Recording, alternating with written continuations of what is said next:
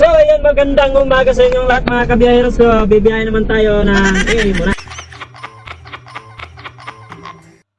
bibiyahe muna tayo ng Cavite mga kabiyahero. So ayun, samahan niyo ako ngayon mga kabiyahero. So yun, let's go.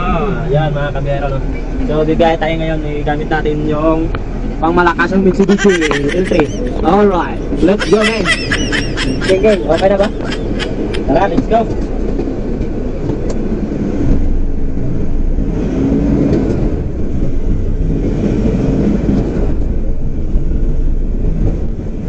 So ayun na mga kabiyahero, no? Bibiyahe tayo ngayon sa kalsada. May plano na na. Magkala ko ikaw ay akin. Bilis-bilisan nyo na. So kukuha muna tayo ng karpas.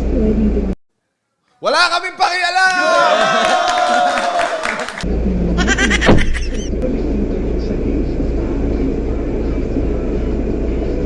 At yun nga mga kabiyero, nakakuha na nga natin yung karpas mga kabiyero para tayo makapasok dun sa island ko mga kabiyero. So ayun. So ayan, kuha na tayo ng karpas mga kabiyero.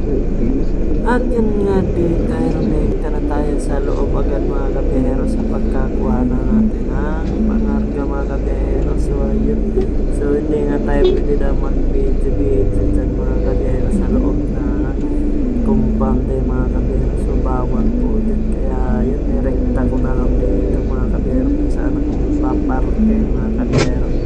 So yun, maraming salamat po sa inyong pagsama.